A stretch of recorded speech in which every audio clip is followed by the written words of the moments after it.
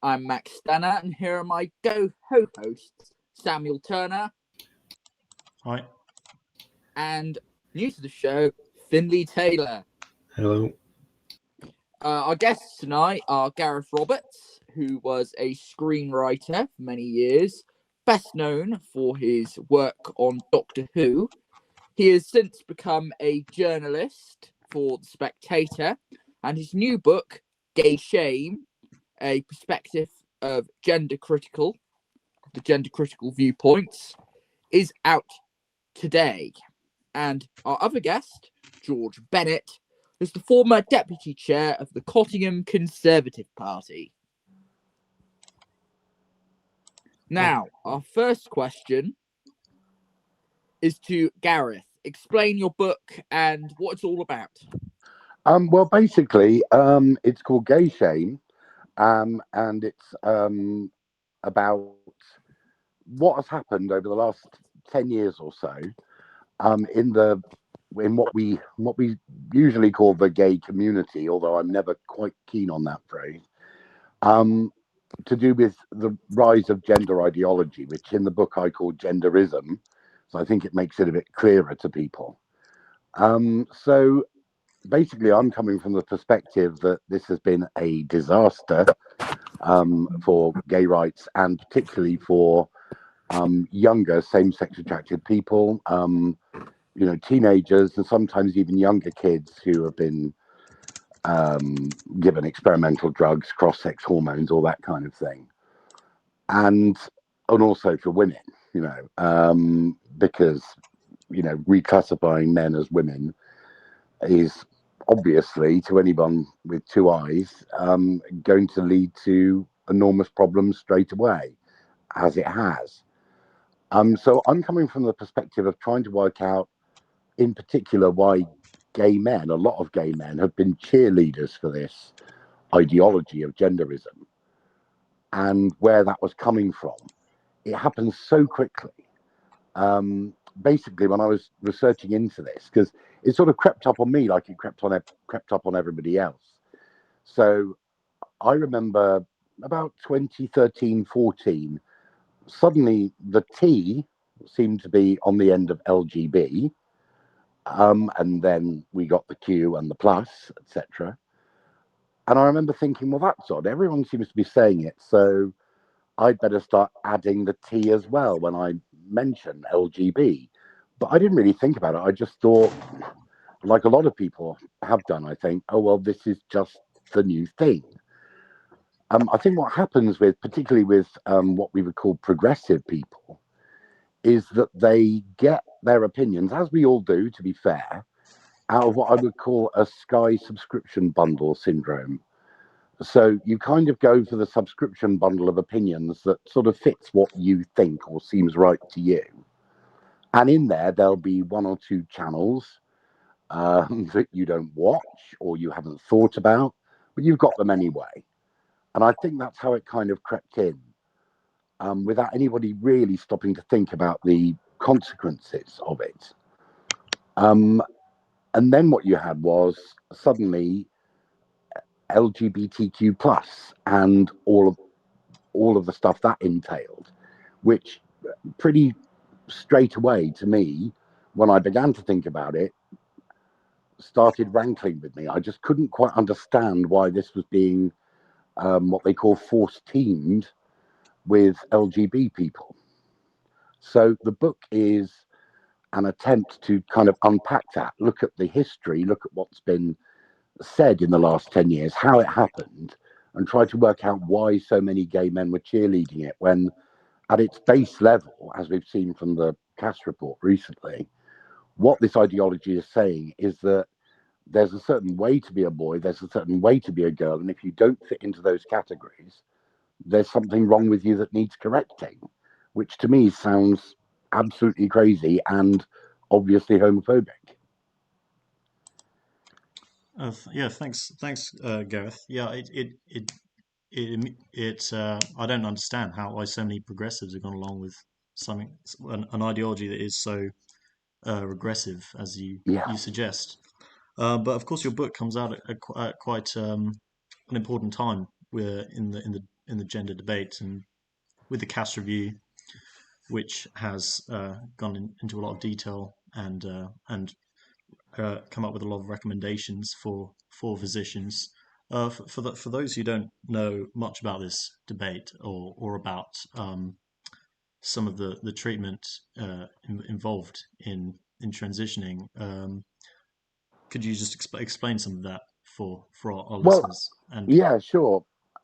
But basically, what was happening at the GIDS clinic at the Tavistock Centre in London was about 10 or so years ago, there was a massive increase in referrals there, particularly for girls who were suffering from body dysmorphia, a mismatch between their physical bodies and their supposed mysterious inner self. And I think it went up something like 1,000%. And this, has all the hallmarks of a social contagion. It's, young teenagers setting each other off in the same way that anorexia and self-harm, cutting and all that sort of thing happened. So basically, there were a lot of referrals, a lot more referrals. And that was, it had been mostly boys, and now suddenly it was lots of girls too. And what was happening was, due to, as we now know for sure, very unevidenced treatments, many of these kids were given puberty blockers, which are very hardcore cancer drugs, basically anti-cancer drugs. And the spin on this was that they're easily reversible. They give you time to think. It pauses everything, and then you can just go on. But the research that was there showed that when people went down that path, it sort of led fairly inevitably to cross-sex hormones and eventually to surgeries when they were over 16. So this was the kind of thing that was happening there, and still is, really. But this goes back a long way, and I think it was about almost 20 years ago when the first clinician at the Tavistock walked out and said, there is something very wrong about this. There is something very homophobic about this. And there was a dark joke going around the Tavistock that, soon there'll be no gay kids left. And, it was quite clear to many of the physicians there that the parents of these kids were overtly or covertly homophobic. They'd rather have a straight girl than a gay boy, or vice versa. And the kids were telling them as well, I don't want to be gay. So, it's been sort of screamingly obvious for a long time, but because everything was bound up in this kind of progressive mantra of, trans women are women, you must always affirm children know what's best for them, which is quite an incredible statement in any context, but particularly this. I mean, we don't let children cut their own hair. We don't let them, feed themselves with what they want to eat. But, they can change their sex. It's crazy. It's obviously crazy. And it's also crazy that it's taken this long and a 4-year report to start to change things. Yeah, that's all sounds like common sense to me. Yet people are cancelled for saying this kind of thing. They have their careers are affected. Yeah, I mean, Roisin Murphy, the singer, got into real trouble, and I think she just tweeted something like, obviously puberty blockers is madness. There was also a software entrepreneur called Christian Henson, who was, a real pioneer in sort of software engineering for audio. And he tweeted something similar, and he had to leave his own company, because there was such a backlash. And this, as you say, it's common sense, but, common sense has become one of those phrases that progressives sneer at. And it's, it's a red flag, it's a dog whistle. In actual fact, what you're talking about is, basic judgment. It's very, very obvious that children should not be credited with the maturity and the intelligence to decide on major medical interventions. That's an unnecessary one. On healthy organs, healthy bodies. I mean, that's plainly obvious. But we needed to go through this process, apparently, before you got someone like Gillian Keegan, the education secretary, who last night said, oh, maybe trans women aren't women, So, it's this sort of grinding procedural bureaucracy to correct something, hopefully, that is obviously wrong. Yeah, and I think what the CAS report highlighted as well, that I know that I and many other people were highlighting, is that autistic people, a lot of neurodivergent people have been failed by the progressive community. Absolutely, Because I know that the CAS report, they've suggested that everyone with any signs of autism or related conditions should be immediately tested for that before any transition. And you would say, surely that's the common sense of it, but unfortunately we've lost that. I think, George, just to get you involved, what do you think of the whole situation of it? Yeah, I agree with what Gareth mentioned earlier about this whole gender ideology creeping in all of a sudden, because I grew up around the terminology being LGBT, and then, like Gareth said earlier, you suddenly get the Q and the plus at the end of it. And I myself, having someone, I know a lot of people who are gay and bisexual. I have gay and bisexual friends, and even they agree with me on this kind of there's an insistence in society from a vocal minority that we don't seem to know what a man or a woman is anymore after thousands of years of sound biological science, and coming to the whole idea that we can redefine what biology is, especially when the patients that have been referred to Tavistock are actually under the age of 18 as well.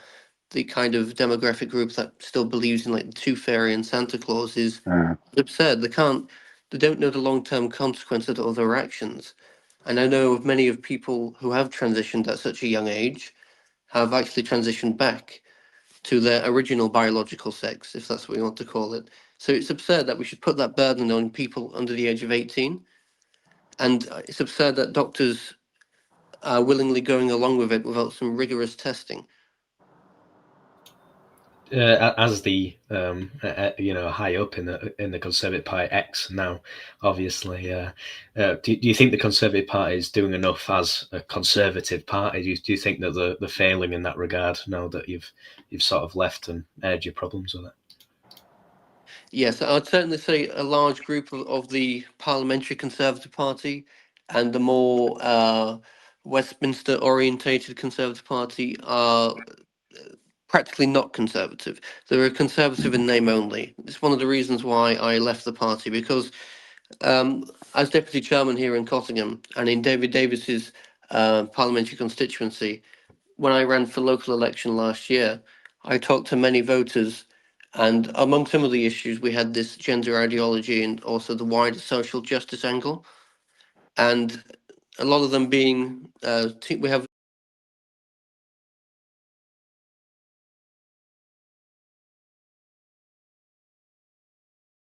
new influx of teenagers and first-time homeowners in Cottingham, and they express those views as well.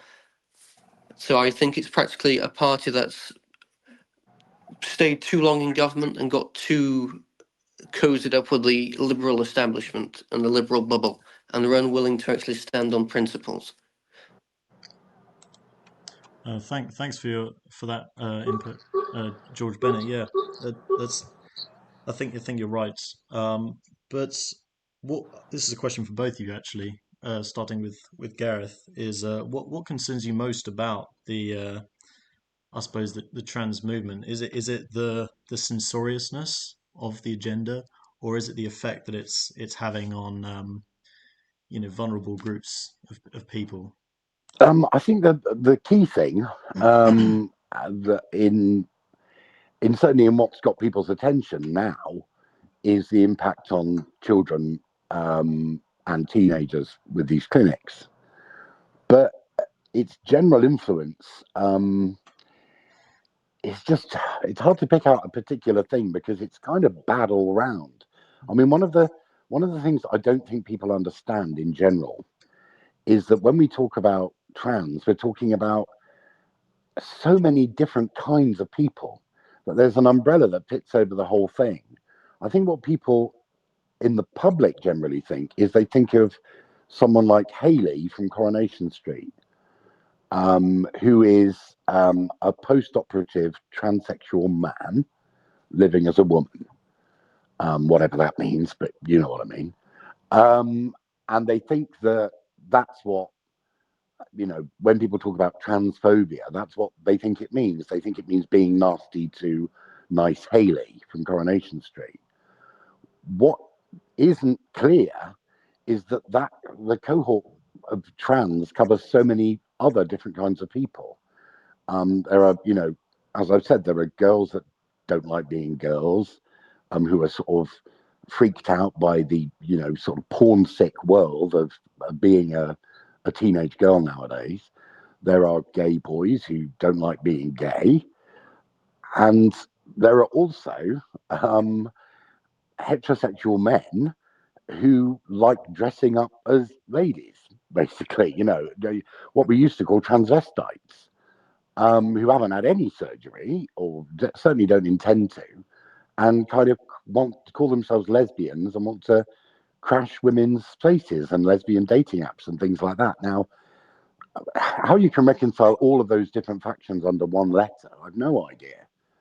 But that is a particularly bad element. You know, there is a certain element of goading, of kind of wanting to get in women's spaces, basically, and goad them and sort of get off on it. So I think that's a major problem there, and one of the major factors, one of the main ick factors of the whole thing, is that you just have basically a lot of kinky men exploiting the situation.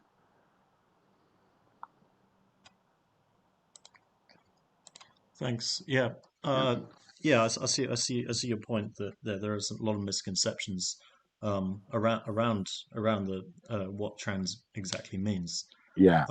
But George, would you agree with Gareth's analysis? Do you think it's better to explain this to the public more so they're more informed, or what's your view on how to address this, and what do you think is the most concerning thing about the trans movement? And Well, I'll start with what I think is the most concerning. I think the primary effect on young people, as I say, they can't envision long-term consequences yet. They don't know the consequences of their own actions. So we don't allow them to drink, we don't allow them to smoke, so we shouldn't allow them to make life-changing decisions at such a young age. And also, those young people are more vulnerable towards pre-existing mental health conditions, and that could compound.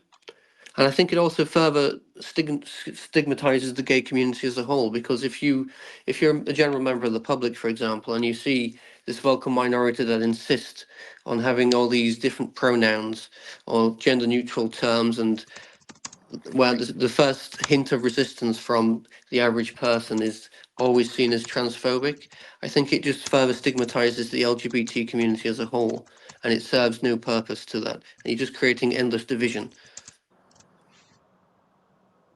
And I think that would be very hard for people who are teenagers at the moment, or future children that are trying to figure out their own kind of sexuality, and they may be put off by that, or they may feel pressured to keep that contained. And of course, that can lead to much more mental health issues. Obviously, with the amount of youth suicide has gone up in recent years, is quite sad too. Yeah, it is definitely a devastating consequence of something we've gone too far, and we're doing too little, a bit too late right now. But hopefully we can counteract a lot of the problems that have arisen. Gareth, I know that you've had your bit of controversy from Twitter, X. Obviously, similar to this subject. What's the thoughts over free speech and cancel culture generally, and with your experience of it, and you know, do you think it's now quite an aggressive thing in politics, where any opposition to ideas is going to become quite, you know, volatile? Yes, I mean, it's slightly got better. I'd say in, you know, very recently with the Cass report, obviously, when you've got figures like Shabnam Mahmood and people like that, we're streeting in the Labour Party coming out and saying things that would have got them absolutely cancelled about 6 months ago. So hopefully the dial can be shifted across the board. The real problem is with, I think, I don't know what you call it, the media establishment. So like particularly the broadcast media, particularly television, film, the creative sector, you know, where I come from initially, that is very, as you would say, captured by all this progressive stuff. I mean, it was always liberal in a kind of happy-go-lucky kind of way. In a sense, you know, TV in this country has always been whatever the sort of middle class, liberal, progressive class were thinking. And when they weren't that bad, it wasn't that bad. When they went mad, it's become a massive problem. So you have things like people being fired and cancelled, losing jobs, losing work, etc., for expressing opinions that, you know, are completely normal and justified and reasonable. And what happens is it's like there's a category error, that somebody that says, you know, there are two sexes can face, or you know, like those examples I was giving you earlier, Christian Henson, Roisin Murphy, you know, they complained about, you know, they said puberty blockers are balmy. They get fired or their promotions get pulled and things like that. And it's treated as if they'd said something incredibly racist or incredibly, you know, really, really incredibly offensive, you know, as if they're a child abuser or something. And it's that kind of creep where the kind of social ostracism or punishment that we would dole out to somebody that gets convicted of a serious crime is put onto somebody voicing a pretty bog standard opinion, which is held by probably the majority of the population.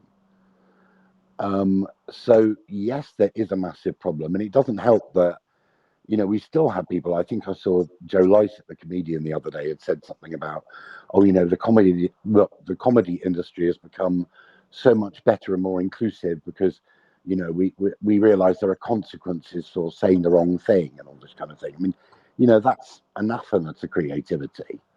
You know, we're not talking about saying the wrong thing as saying something appalling. We're talking about people making jokes. And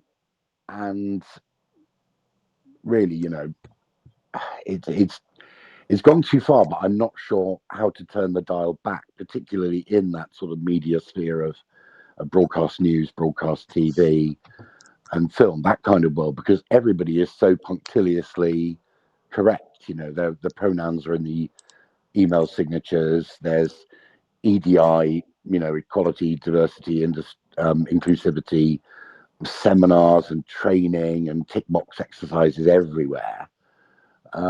So, you know, how do you begin to pull the dial back on that when, you know, there's a huge industry and lots of people boondoggling on it? I don't know. Thanks, Gareth. Max, did you have a question you wanted to ask? Yes, turning the topic away from the trans debate, but still remaining on the topic of free speech. The topic of free speech has kind of gone into a lot of things, and I know, George, you know about this. The Palestinian protests recently, what are your views on them and how they relate to free speech? I think it draws a very good picture, a very good contrast between the kind of direction this kind of issue has gone to. While I agree with Gareth, it's got better in recent years, there's still an undertone of some kind of enforced morality, and that's now leaking into corporate culture. In terms of the Palestinian issue, I don't support what these Palestinian protesters claim, but I support their right to do it, because at the end of the day, free speech is a democratic foundational right. It allows us to criticize governments, it allows us to have healthy skepticism in society, and it allows us to point out and self-reflect on issues that may be relevant in society. And just closing our ears and refusing to listen as either a society or a government is not healthy for society. We get overstricken with complacency, and we'll we'll go down a direction that could be dark in the future, or we could just completely stigmatize a large section of the population. But at the same time, you've also got to recognize that with some of what we've seen with these Palestinian marches, of the anti-Semitic tropes or references to Adolf Hitler and Nazi Germany, and then you have the caricatures of Benjamin Netanyahu, Rishi Sunak, and President Biden. It can inflame a lot of tension as well. But I believe that's not being helped by the widespread perception of the two-tier policing that we've seen on the streets of London recently. Thanks, George. Yeah, I think free speech does mean freedom to stand up for views you don't agree with. And I think it's interesting how the right can be censorious as well as the left. And often they use hate as a justification. Now, I do think the anti-Israel marches I think they are hateful marches, but I don't think that is justification for suppressing free speech. But Finley, what do you think about this? Do you think that do you agree with George, or do you think there is some kind of equivalence between the right wanting to shut down the Palestine marches and the left trying to shut down debate around the trans issue? I think it's definitely a general atmosphere that's grown, which is if it's not what I want to hear, then no one should be able to hear it, and it's a very toxic culture that we've developed, and I think a lot of it's arisen from, the individualism, the sort of arrogance that's grown from this progressive culture, whereas we used to be, communal, we used to focus on, everyone's point of view, like a strong democracy, but now with our, less importance on others, we're so important that only we are important, the own individual. We've stopped caring about other people's point of views, which it is never going to be successful for a democracy, especially not a strong, historical British democracy. I think that there is obviously lines of free speech that we can't cross, but most importantly is that the authorities that do exist must act consistently. We've seen people get punished for saying such a small thing about maybe transgenderism, maybe something around the culture wars, but then when we see pro-Palestinian protesters, they're apparently free to do whatever they want to do. So it's the main issue I have with it is the lack of consistency in policing, political reaction to each one, especially journalists. There's clearly priority given to one rather than the other. And Gareth, I mean, you're a writer and a journalist. Do you think there should be any limits on free speech, or do you think more speech is always better? I tend towards more speech is better. I do think it's a very hard one. It's one of those topics where I kind of change my mind every couple of weeks.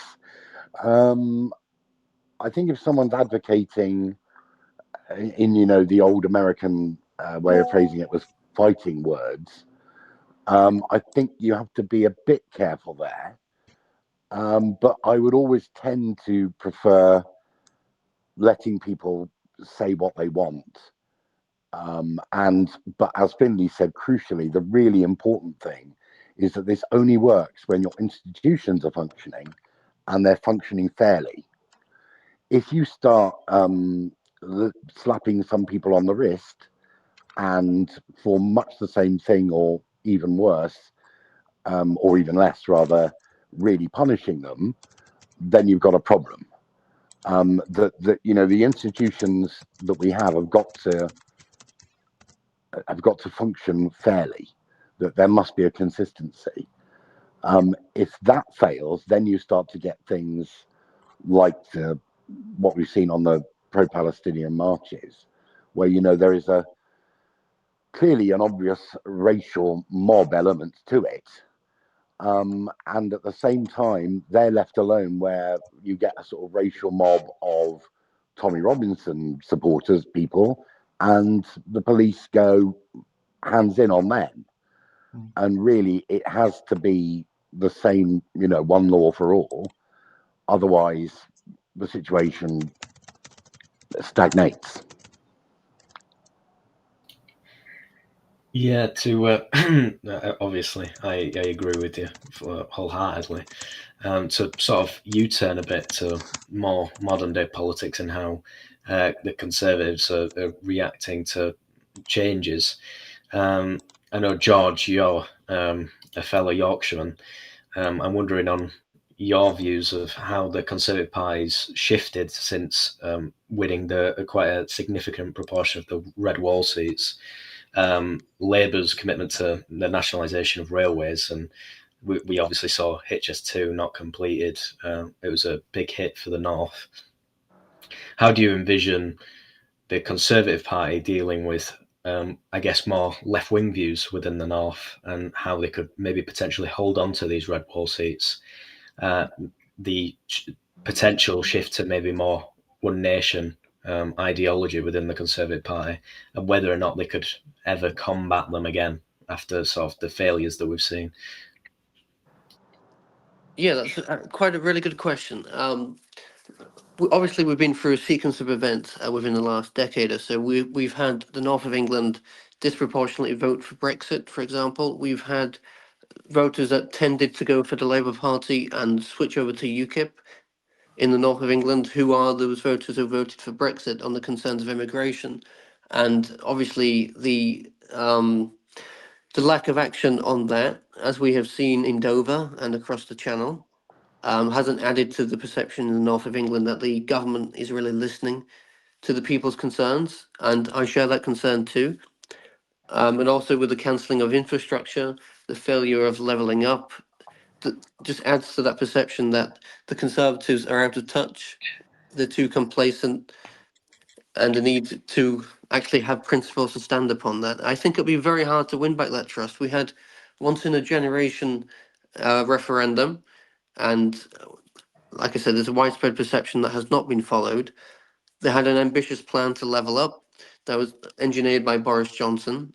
That's only been partially fulfilled, and we're not seeing the kind of benefits of that, especially at the moment with the cost of living crisis. I think it's going to be very hard to win back that. And the Reform Party are actually doing quite well in areas like mine. Yeah, thanks. Yeah. And Max, did you have anything to say about that?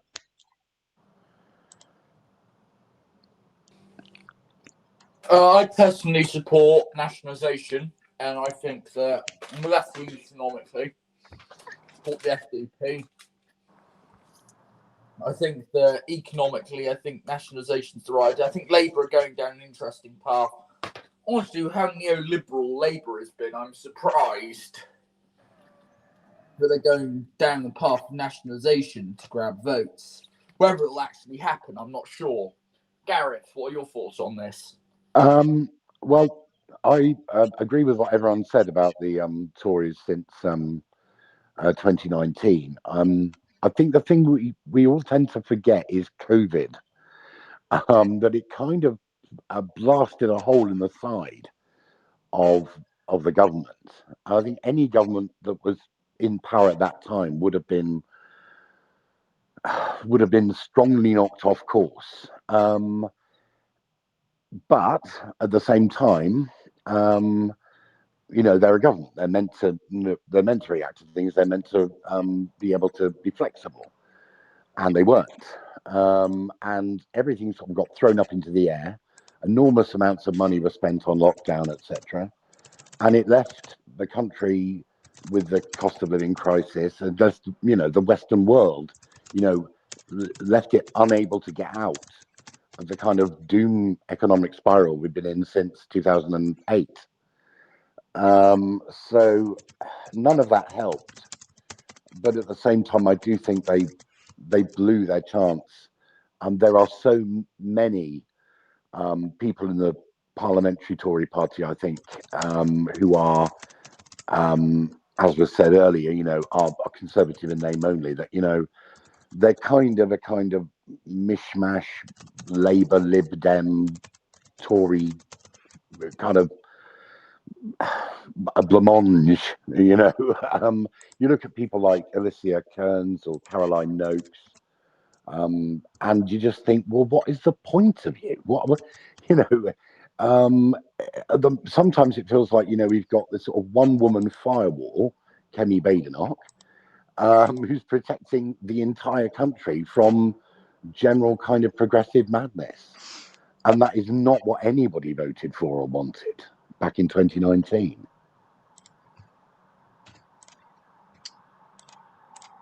Thanks for that. And Max, did you have a question about some of that? What I was going to ask, I was going to turn it to another area. Yeah. Is Gareth, you're a long-time screenwriter. Yes. What are your thoughts on the rise of AI and the recent strikes in America related to screenwriting and the use of AI in promotion? The BBC used it quite recently, much backlash and such. Gareth. I think it's quite interesting because it does freak you out for a bit. I don't know if you read recently, there was an article by a novelist in The Spectator who'd he fed his entire novel, the manuscript, into an AI and asked it for a review and pointers as if he was asking a human editor. And it came back in about 20 seconds with a detailed and really good analysis of that manuscript. And that was freaky. So I tend to think of it as something that you could use as a tool rather than replace creativity. If you ask an AI to write a script, it still can't do it. It can do it functionally, and technically it can produce it. It can write a story for you, but it's usually terrible because what it's done is it's read everything basically, so it knows exactly how things should be done, on a very sort of basic technical level, on a lowest common denominator level. But it's much better at doing that kind of feedback that I was talking about, that guy did with his novel, than it is for actually creating anything of its own. I'm not sure, I could be eating my words here before too long, I'm not sure it can develop that. It will need to be, whether it can recreate the quirks of good writing, I'm not sure. But if it can, then we're all out of a job, and what are we going to do? Yeah, I've also heard that AI is not as advanced as people think it is, and it won't be able to compete with humans for a long time. But sticking on the question of screenwriting and TV and the BBC, I just wanted to ask both of you, but starting with George Bennett, do you think television and the BBC more specifically and films have become too political? And what do you think is the cause of that? Yes, I do think TV and films in recent years have become more political. It's certainly a drive towards some kind of social justice, social order, we've seen a far more inclusion of, for example, I watched Fallout the series, and there's a transgender character in there. I've seen many films in recent years that have, I think it was referred to as gender ambiguous characters in there as well, and it journals their mental health crises. And you have far more inclusions of LGBT characters in there as well, and gay romances. I'm not inherently saying these are bad things, but it's certainly shifted more towards a political lens to most films rather than just purely of the plot. So I certainly say it's shifted that way. And of course, with the BBC, it has its own selective biases, and I wouldn't have a problem if it's balanced and you have people like in this podcast. We may not all agree on everything, and we're there to kind of account for each other. But with the BBC, it doesn't seem to be the case. Yeah, thanks, George, and Gareth. You of course worked for the BBC, and did the Sarah Jane Adventures and Doctor Who. Did you see any of this politicization, or do you think it's a more recent development? I mean, I certainly saw this watching Doctor Who uh, when Jodie Whittaker took over the role a few years ago. But even before then, I think there was definitely some political messaging. But what's your view on this? Yeah, I mean, it was creeping up. I could feel it creeping up. I mean, I always think back to I was at university. I started in 1989, and that course then was absolutely full of this stuff. It's not new. It was full of what we would call woke. It was ridiculously so. What was different then was that it was kind of contained in those places. So everyone knew. Oh, right, okay, university, right. Now that's done and dusted, we go into the real world, we get real jobs in real TV, and we forget about all that. It started to creep in more and more. I don't think people having opinions or expressing them in writing or production of TV and film is a bad thing. The problem is when all the opinions are the same and you get into trouble if you divert slightly from them. That is the issue for me. I don't think you can say to writers, don't say that or don't say this. But at the same time, if they're just all coming out with the same thing and they all come from that very narrow, unrepresentative portion of the population, a bit like those Tory and name only MPs, they all come from that same kind of upper middle class, kind of liberal, progressive kind of world. But that then got infected by the really crazy stuff, the stuff that was previously contained in the universities, the identity politics, the kind of the balmy theories of people like Augusto Boal and Paulo Freire, all that kind of thing, all started to make their way into the mainstream. And also you have that problem where a lot of old style liberals who are working in the broadcasters think that any objection to what they're putting out must be from bad people. They don't sort of understand that what they're putting out has changed. Yeah, I think I agree with you, and I think I think the BBC can often and other media can often assume that the people watching are just all bigots and they're all homophobes and transphobes and racists, and they need to be like quote unquote educated Oh yeah, about it's all unbearable. the woke orthodoxy. Yeah, But yeah, so would you agree with that? Yeah. Go. yeah. I mean, it's hideous. One of the things that really consistently annoyed me with the BBC is how they portray Britain before Blair, particularly before the Second World War, as this kind of cultural desert and a grey wasteland of rainy racism and unpleasantness, and it's just nonsense. It's and it's particularly. Well, one of the things I really noticed in my time in television was that when I first came into TV in the mid-90s, I was a bit of an oddity because I'd been to university and I had a degree in like wokeness, basically, you could call it. So that made me a bit strange. As time went on, that became the norm, and I was kind of left behind going, what the hell happened? And I was the person going, hello, what about normal people?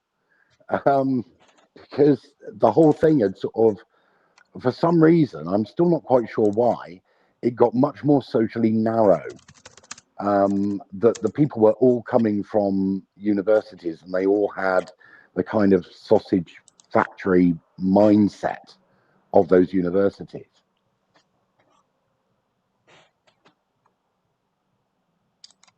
Finley, did you have a question?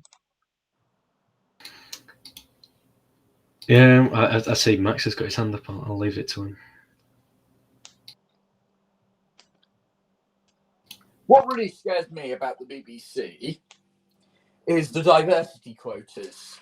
The stuff like you have to have this amount of black people, and I think there was something that came out recently, it wasn't from the BBC, but it's from Disney, and it was absolutely ridiculous. Half of the cast have to be a minority group and stuff like that. I honestly think it was so discriminatory. Yeah. It scares me. I think Absolutely. it's going in the same direction. Yeah, I think. I'm sorry, go on. Take, for instance, Hamza Youssef, who's been in the news quite a bit recently. When he stood up in the Scottish Parliament in Holyrood, and he was bemoaning the fact that a lot of the key positions in Scotland were held by white people, and he was naming them one by one, and he was in a derogatory term and using the word white. If it was a white man saying that, he would be pretty much cancelled by society. I mean, for example, we have some kind of morality police overtone society, as both everyone on here and Gareth particularly alluded to. The former candidate who ran for First Minister of Scotland, I forgot her name. There was fears that she would bring her religion into the office, but Kate Hamza Ford, Youssef, wasn't it? Yeah. yes, that's it. Thank you. And there was fears that she would bring her religion in and start praying in the office. But when Hamza Youssef prayed with other Muslims in the office, there was no kind of outcry at all to the kind of degree that Kate faced. And I think that's just, it's all almost racist in itself as well. Because why do we have one standard for one type of people and another for another? It's like we're trying to have this kind of morality forced upon us, and it seems inherently unfair. At least treat people as equals, as they claim they want to. Yeah, thanks. Yeah, I think that's a really fair point. Finley, what's your thoughts on this and the whole, diversity agenda or the diversity industry or whatever you want to call it? Yeah, I think the main thing is that I think there's been a growth of a liberals or progressive political elite where it used to be the old boys, and it did used to be discriminatory back then, but I think now it's become so discriminatory against ideology, whereas it used to be more class based. So I guess I'll put a question forward to both you, George and Gareth. Is do you think that now we've moved away from that, upper class, traditional political elite, and we've moved more into sort of a upper middle class, liberal, progressive elite, which controls the institutions, like BBC or the NHS, things of that nature? Do you think that's now the concern that we should have? Shall I go first? Yeah. Yeah. Yeah, I think class is still a really major factor in this, and yeah, the upper class kind of disappeared. In terms of what we used to know them as the titled gentry, all that kind of thing. I mean, they've kind of vanished completely. But I think a lot of what we were just talking about, the kind of diversity stuff, is coming from upper middle class white people sneering at working class white people. That it's kind of all about that more than anything else. And a lot of that stuff that you see on the BBC is that feeling of they need to be educated, we need to look after them and guide them. And portraying the world of not so very long ago as really racist. I think what's happening slightly as well is that with the changing demographics, the changing racial demographics of the UK, that inevitably racism will change as it changes, because everybody, you have to believe that everybody is, whoever they are, is potentially capable of racism. So, as the racial mix changes, of course there will be new kinds of racism. And we are beginning, I think, to see that. And we need to take it seriously and sort of rip out that class-based nonsense and just say, look, we need to take this seriously, treat everyone equally and fairly, and make sure that, something like that, Humza Yusuf speech, gets the same treatment as it would in the reverse. Thanks. Yeah, and George, what are your thoughts on that? Yeah, I would partly agree with Gareth, but I don't think to the degree it used to. I don't think the traditional social class system plays that much of a role. I think most of the divisiveness we have in the Western world has mainly been caused by a sense of isolation in terms of the central government, either in Washington, in Paris, or in London, not paying attention to the rest of the country and living in some kind of, like in here, Westminster bubble or a DC bubble. And once the widespread of the electorate feel neglected, I think those type of attitudes take root, and people will get more prone to conspiracy theories about new world orders, for example, or a hidden agenda behind the scenes. So I think that kind of dereliction of duty on the World government. Economic Forum. Exactly. I think that kind of dereliction of duty has kind of been a detriment to the whole wide of society.